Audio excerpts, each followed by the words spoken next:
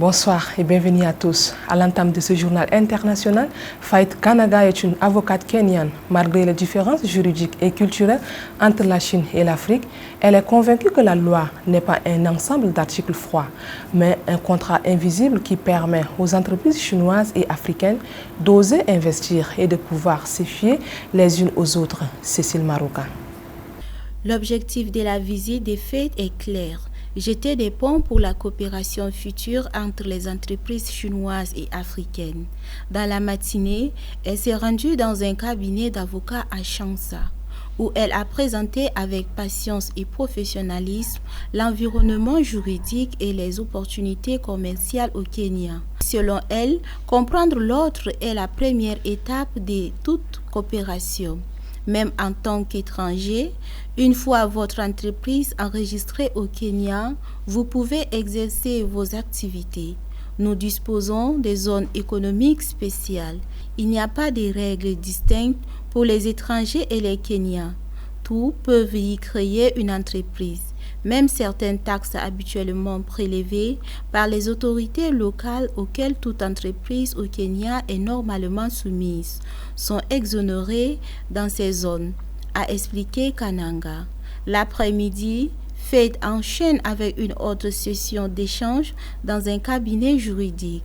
Du processus d'enregistrement à la résolution des litiges, du mécanisme de confiance aux risques liés à l'investissement. Sa mission est de dissiper les inquiétudes des homologues chinois et des investisseurs potentiels.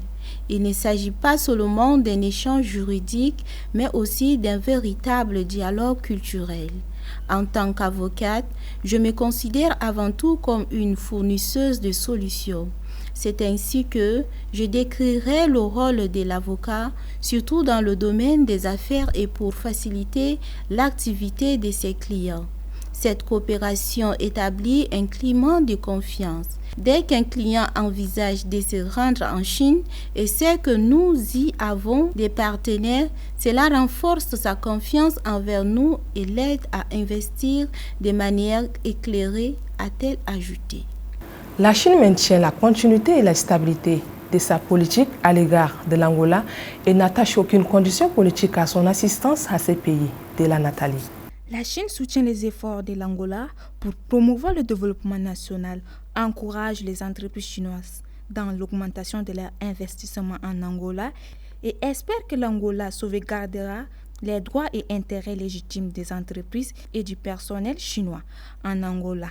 À noter, le ministre chinois des Affaires étrangères Wang Ying, également membre du bureau politique du comité central du Parti communiste chinois.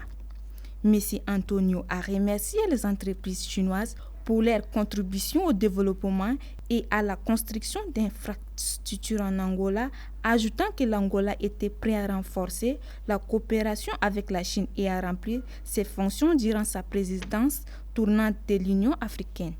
Le ministre chinois des Affaires étrangères Wang Yi a déclaré mercredi que la Chine salue le rôle accru de l'Afrique du Sud sur la scène internationale et régionale lors d'un entretien avec le ministre sud-africain des Relations internationales et de la coopération, Jessica Ferry.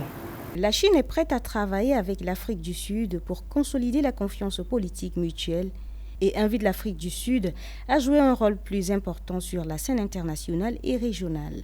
La Chine soutient l'Afrique du Sud pour qu'elle s'acquitte de ses devoirs durant sa présidence du G20 et est disposée à collaborer avec l'Afrique du Sud pour sauvegarder les intérêts communs des pays en développement. Elle s'engage également dans des accords cadres de partenariat économique pour le développement partagé pour mettre en œuvre le traitement tarifaire nul sur 100% des lignes tarifaires pour 53 pays d'Afrique et en des relations diplomatiques avec la Chine, démontrant le ferme soutien de la Chine à l'Afrique ainsi que la solidarité et l'amitié sino-africaine. À noter que le FCSA a produit des résultats fructueux et contribué au développement des pays africains au cours des 25 années écoulées depuis sa création. L'Afrique du Sud souhaite renforcer la coopération avec la Chine dans divers domaines, notamment l'économie, le commerce, l'énergie, la formation des ressources humaines, ainsi que la prévention et le traitement du VIH-Sida.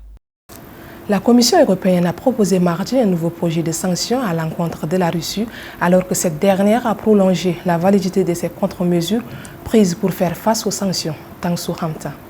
Les membres de l'Union européenne commenceront à débattre de ce projet dans le courant de la semaine.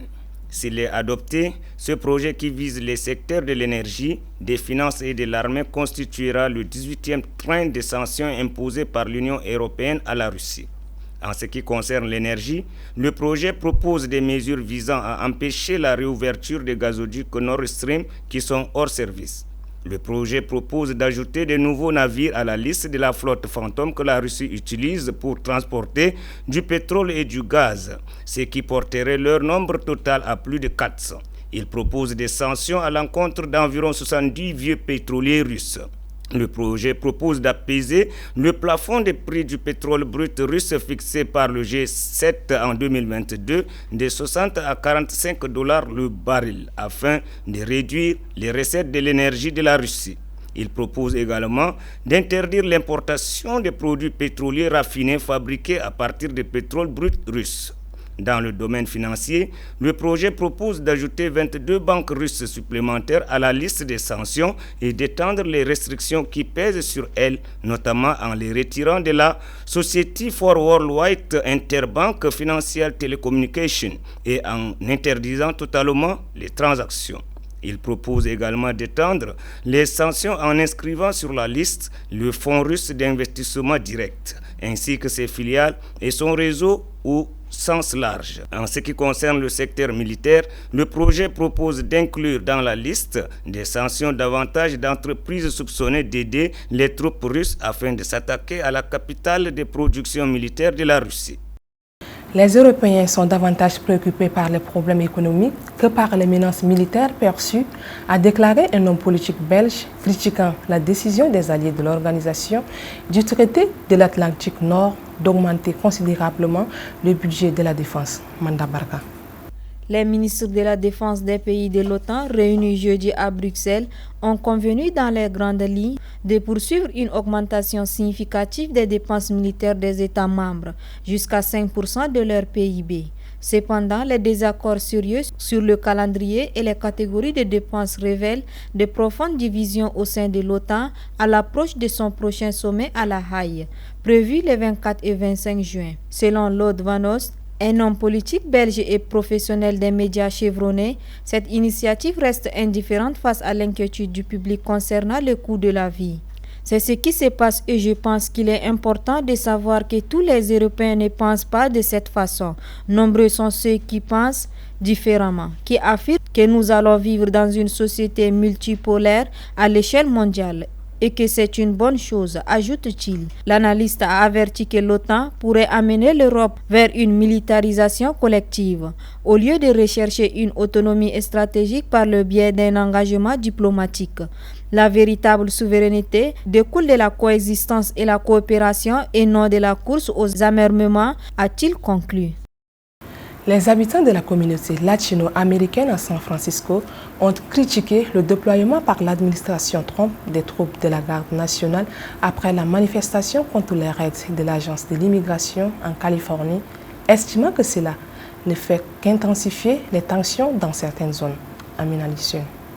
Les troubles ont fait suite aux raids de l'immigration and Customs Enforcement et d'autres forces de l'ordre fédéral, avaient dans plusieurs endroits du sud de la Californie vendredi, particulièrement dans le quartier de la mode du centre-ville et chez les communautés latino. Les raids qui ont entraîné plus de 100 arrestations ont poussé des manifestants en colère à affronter les agents fédéraux. Les raids qui ont entraîné plus de 100 arrestations ont poussé des manifestants en colère à affronter les agents fédéraux.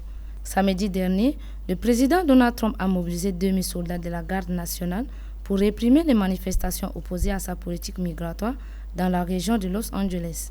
Il a ainsi fait un usage rare des pouvoirs fédéraux en contournant l'autorité du gouverneur Newsom. Des milliers de protestataires sont descendus dans la rue d'une communauté latino chaque nuit. Beaucoup de personnes pensent que le déploiement drastique des troupes armées par l'administration Trump a semé la panique au sein des communautés locales et n'a fait qu'envenimer la situation. Et puis, en bref, le bilan des inondations causées par des intempéries hivernales en Afrique du Sud s'élève désormais à 49 morts. D'après le gouvernement local, Des fortes chutes de neige, des pluies torrentielles et des vents glaciaux ont touché plusieurs zones de la province du Cap oriental et l'ensemble du pays subit un météo hivernal extrême depuis la semaine dernière. Mesdames et messieurs, c'est tout pour ce journal. Merci à vous de l'avoir suivi. Je vous retrouve demain.